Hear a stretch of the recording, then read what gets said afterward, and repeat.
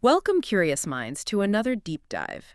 Today we're tackling, well, a really big question. It's one that's fundamentally shaped the modern world. How exactly did the United States, starting as these fledgling colonies, transform into the global superpower we see today? It's a fascinating story, and we're going to unpack that interplay of geography, ambition, innovation. And maybe even a bit of luck here and there? Oh, absolutely. Luck plays a role. We'll Yeah. look at America's journey, right, from its founding up to its 21st century position. Yeah, this isn't just a history lesson, is it? Not at all. It's more an exploration of the forces, the dynamics that actually create immense power on a global scale. Yeah. We'll look at those foundational strengths, the really pivotal turning points, and, the often surprising consequences of decisions made way back. Okay, so our mission here is to guide you through those early foundations, then that huge industrial and imperial leap, and finally, how power was consolidated in the 20th century. You should get a really clear understanding of the key moments, the figures, the systems that made it all happen. So as we kick things off, what's something maybe often overlooked about America's initial potential?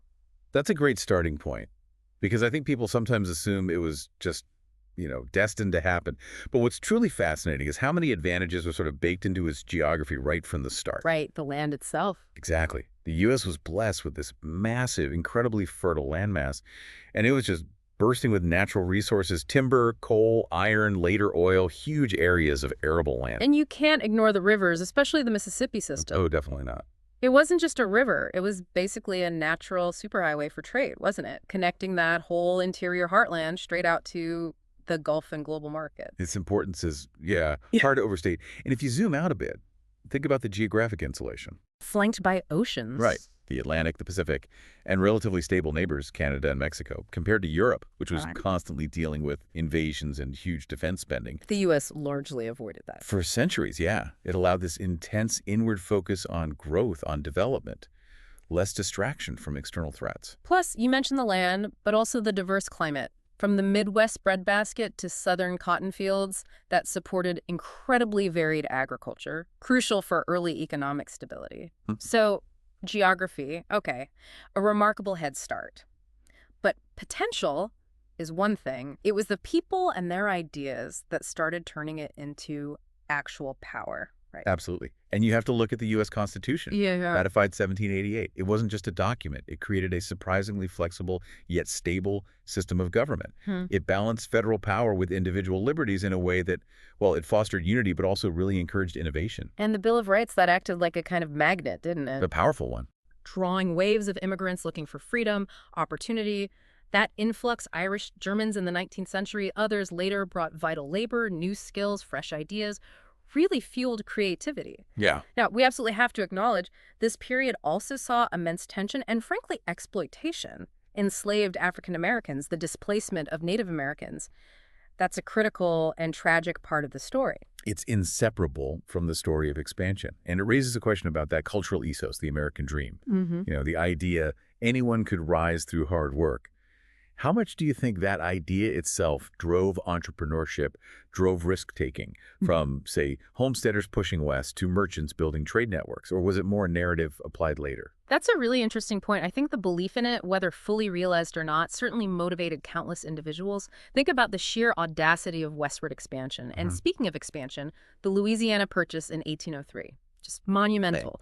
For $15 million, basically pennies per acre, the U.S. doubled its territory, gained control of the Mississippi, vast western lands. It wasn't just buying land, was it? No, it was a clear statement of ambition. The U.S. was ready to think continentally, ready to expand massively. And economically, things shifted quickly, too, from depending on colonial ties to a much more dynamic, market-driven economy.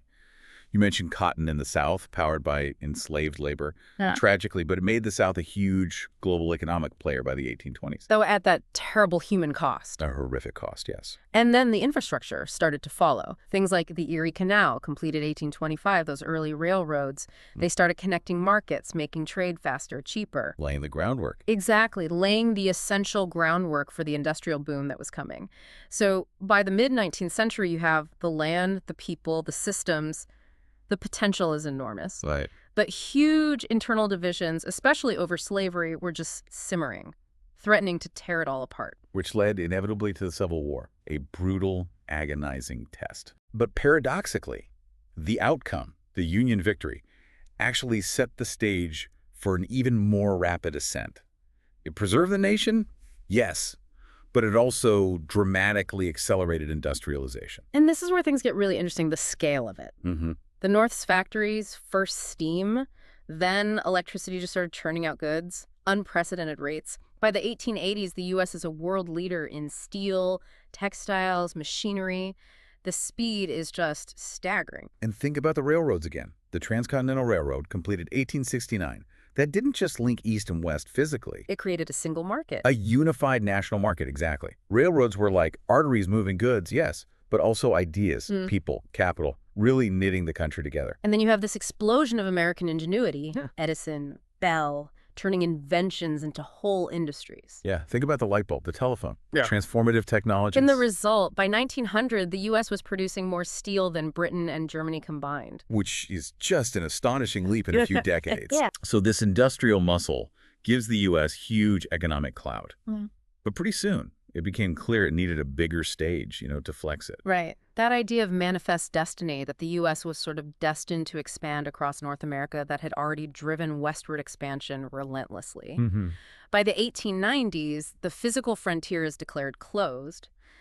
But American ambitions, they definitely weren't stopping at a water's edge. And it's fascinating how quickly those ambitions turned global. You look at the Spanish-American War in 1898, surprisingly short conflict. Very short. But it definitively marked the U.S. as a global player. Victory over Spain gave the U.S. control of Puerto Rico, Guam, the Philippines, plus huge influence over Cuba. Suddenly, America has an overseas empire. And it wasn't just about territory, was it? American businesses, Standard Oil, Carnegie Steel, they weren't just producing huge amounts, they were starting to dominate global markets. Right. Exporting goods, exporting capital on a massive scale, building economic influence worldwide. Different from the old colonial model sometimes. More commercial power. Often, yes. But power wasn't just factories or colonies either. It was also about convincing people your system, your way of life, was superior. The soft power aspect. Exactly. The U.S. started exporting its culture. Hollywood films were beginning, jazz music, the very idea of democracy itself. By the early 20th century, America wasn't just a player on the world stage. It was a serious contender for the top spot. Okay, so the 20th century, this is where the U.S. goes from, let's say, a major contender to, well, the undisputed heavyweight champion. That's a good way to put it. 2 world wars, an incredible economic boom, and some very savvy diplomacy really sealed the deal. Let's take World War I. 1914-1918, the U.S. enters late. But decisively. Its economic support, its fresh troops, they were pivotal in tipping the scales for the Allies. And after the war, you have President Wilson pushing for the League of Nations. Now, the U.S. didn't ultimately join, which is ironic. Yeah, that's a whole other story. Right. But the push itself signaled America's growing diplomatic influence, its willingness to shape the global order. But World War II, 1939, 1945, that was the real watershed moment, wasn't it? Absolutely the game changer. The U.S. became the arsenal of democracy, just pouring out weapons, food, resources for the Allies on an epic scale. And militarily. D-Day, the Pacific Campaign, it showcased overwhelming power. By 1945, the U.S. has the world's strongest Navy, Air Force, and the atomic bomb. And critically, connect this to the bigger picture. While Europe and Asia were devastated, physically ruined by war, the U.S. mainland was untouched. Untouched by that destruction. Its economy wasn't just intact, it boomed.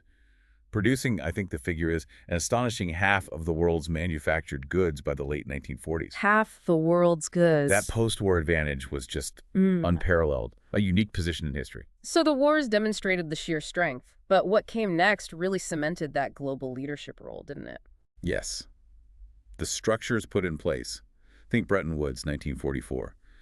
That system made the U.S. dollar the world's reserve currency, tied it to gold, and institutions like the IMF, the World Bank strategically headquartered in the U.S., gave America immense financial influence. Shaping the global economy. And then the Marshall Plan in 1948, pouring billions into rebuilding Europe. $13 billion then, which is what, about $135 billion today? Huge sum. And it wasn't just charity, was it? Oh, definitely not pure altruism. It was strategically brilliant. It helped contain the spread of communism, stabilized Europe, and crucially, created vital markets for American goods. tied Europe's recovery to American prosperity. Smart. Which brings us back to that idea of soft power you mentioned earlier. How much did that contribute? I think massively. The spread of Hollywood films, jazz, later rock and roll, they projected American values, American lifestyles globally. Think about symbols like blue jeans, Coca-Cola. They became potent symbols of freedom, of modernity, especially when contrasted with, say, Soviet austerity during the Cold War. That whole conflict wasn't just about missiles and armies. It was a battle of systems, of ideas. Yeah. And the U.S. leveraged its economy, its culture, very effectively to win hearts and minds. And innovation kept driving things forward, too. Landing on the moon, 1969. That wasn't just science. It was an incredible flex, wasn't it? Yeah. A demonstration of American capability, ingenuity. It inspired people everywhere. NASA's achievements had huge symbolic power. Yeah. And then later in the 20th century, you get the tech revolution. Companies like Apple, Microsoft, eventually Google. The U.S. becomes the undisputed hub of the digital age. And the internet itself. Born from U.S. military research, right, ARPANET. It becomes this global platform, but one overwhelmingly dominated by American companies and American influence, at least initially. And we should mention military tech, too. Stealth bombers, drones, advanced surveillance. That technological edge ensured unmatched power projection across the globe. Absolutely. So by the 1990s, the Soviet Union collapses, and the U.S. stands alone as the sole superpower. The unipolar moment, as some called it. Right. Now, of course, it hasn't all been smooth sailing since then. Challenges like 9/11, major economic crises like 2008, rising global competition. They've definitely tested America's resilience. For sure. But its position, even today, remains pretty unique. So let's try to wrap this up. Why did America become the superpower?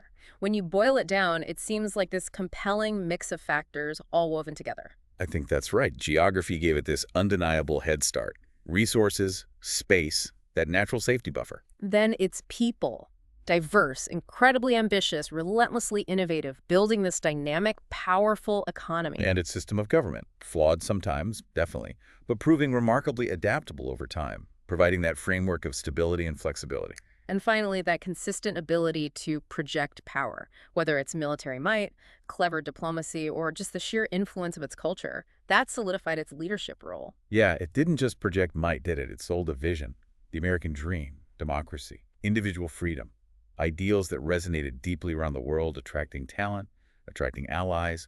Though it's absolutely crucial we acknowledge the other side, too.